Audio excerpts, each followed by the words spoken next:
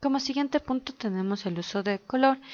El color es uno de los elementos más importantes dentro de un contexto de las interfaces persona-máquina. Su uso adecuado para la generación de una excelente interfaz, por lo cual se debe definir los siguientes estándares referentes al color. El color para representar los estatus de los equipos de planta, los principales materiales y flujos de proceso. En esto puede ser el agua, el aire, los gas, materia prima, productos, el color de las alarmas, críticas, advertencias, mensajes, el color de textos generales como títulos, etiquetas, el color de fondo de pantalla en forma general o a detalle y los valores de procesos. En esto puede ser la temperatura, presiones, niveles y demás. Algunas directrices que se deben considerar son las siguientes. Limitar el número de colores de 4 para principiantes y no utilizar más de 7 colores para los expertos en una pantalla, y asegurar que estos sean perfectamente diferentes entre ellos. Al combinar colores se debe maximizar el contraste de ellos. No utilizar combinaciones con contrastes incompatibles como rojo-azul, rojo-verde, azul-amarillo, amarillo-blanco, verde-azul. Debido a que hay problemas psicológicos que pudieran tener los operadores, se recomienda que los colores no deben ser demasiado incompatibles para que el operador pueda operar de mejor manera. Al usar el color blanco para la información periférica, el color debe usarse para indicar la calidad y no la cantidad. Para que el color sea visible se debe usar un objeto de buen tamaño y evitar el uso de intermitente o blink de colores, salvo en el caso de especiales y aislados, tales como es el caso de las alarmas. Al usar la intermitencia se debe proporcionar un medio que el operador pueda detenerla una vez que se haya reconocido este evento. Siguiente punto, vamos a hablar acerca de los colores para fondos de pantalla. Estas son algunas directrices que se deben tomar en cuenta.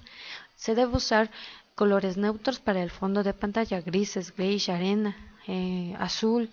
No usar blanco ni negro dado de que dan mucho resplandor.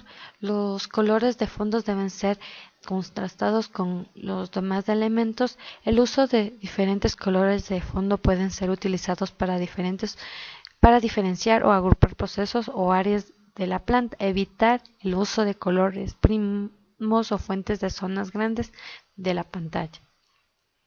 En el siguiente punto vamos a poder visualizar unas pantallas, unas tablas en las cuales se pone como ejemplo los fondos de pantalla, los colores que podrían tener y los colores que podrían tener las alarmas. En las alarmas tenemos la alarma crítica, que se puede dar el color rojo, la alarma de advertencia el color amarillo y para mensajes en forma general el color azul claro. Siguiente punto, hablaremos acerca del uso de fuentes. Es importante regular el uso de estos elementos para informar eficazmente al operador respecto al estado del proceso, para lo que se debe establecer un estándar que rija su utilización. Las características del texto que se deben definir para este fin son las fuentes, el tamaño de texto, la alineación, el espacio, los acrónimos y las abreviaturas.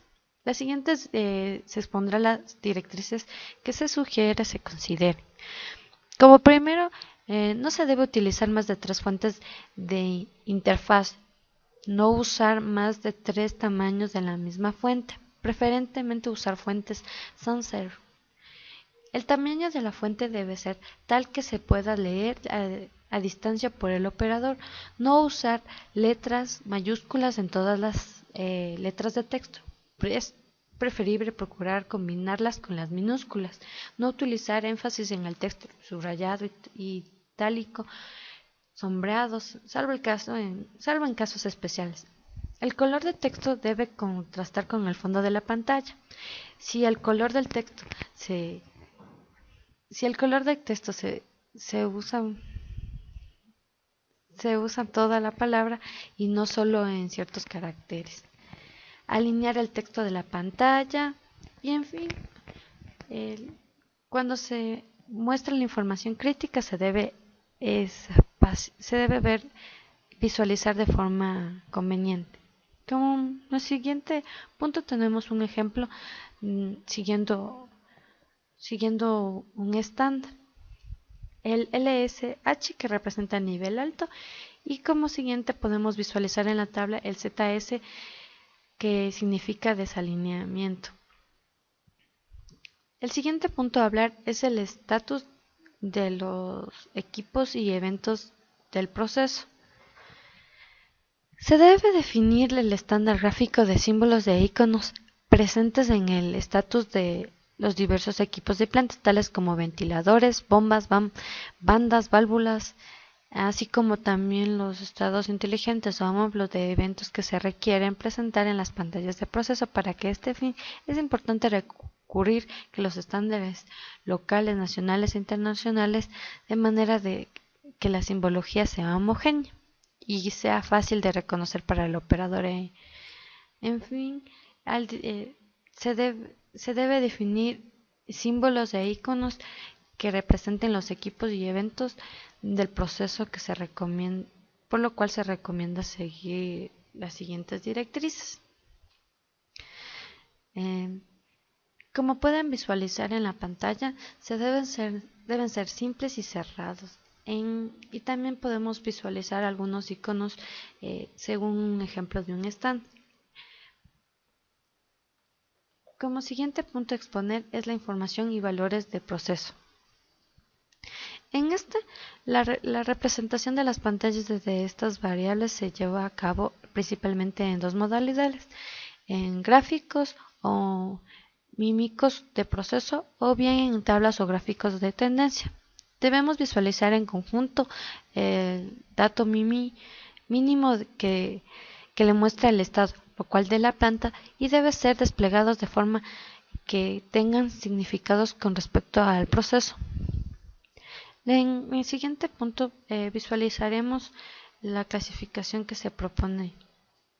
En los datos de conducción de un área de planta, los datos relativos a la seguridad de la planta, relativos a las alarmas de procesos, como por ejemplo los paros, los relativos a las alarmas de dispositivos, datos estadísticos de área y datos estadísticos de equipos individuales.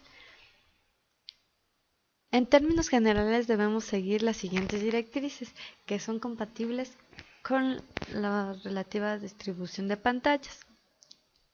Aquí podemos visualizar que 3 puntos en los que se deberían considerar.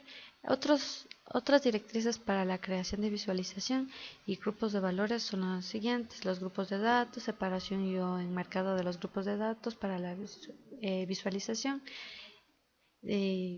los conceptos de cada grupo de datos que deben ser claros para el operador. Si el siguiente punto a exponer es el gráfico de tendencias y tablas. Estos son los principales medios de agrupamiento de las variables para crear esquemas informativos para el usuario. Se debe realizar una clasificación de los datos y su despliegue en las pantallas generales para que no aburran al usuario con información inútil. Las siguientes directrices se pueden aplicar cuando se especifican las siguientes tendencias. Como pueden visualizar en la pantalla, no se debe poner más de 9 variables en un solo gráfico. Diferenciar los datos con diferentes colores y tipos de líneas. Etiquetar los ejes y puntos graficados. Además se debe usar una rejilla y esta debe ser sutil para que no moleste al operador.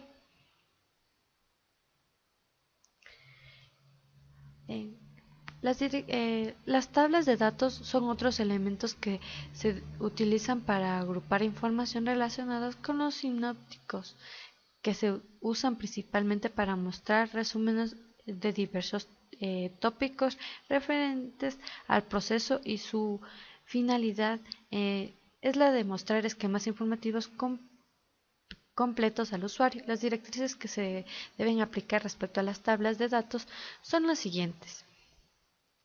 Se recomienda distinguir las tablas utilizando un color de fondo diverso de pantallas. Para separar las celdas, usar una rejilla. Titular claramente la pantalla, ordenar las filas y columnas, ubicación de tablas que deben seguir un criterio posterior de posicionamiento. Si la tabla debe contener una gran cantidad de renglones y columnas, es mejor dedicarle una pantalla de detalle en lugar de ponerla junto con los sinópticos de proceso.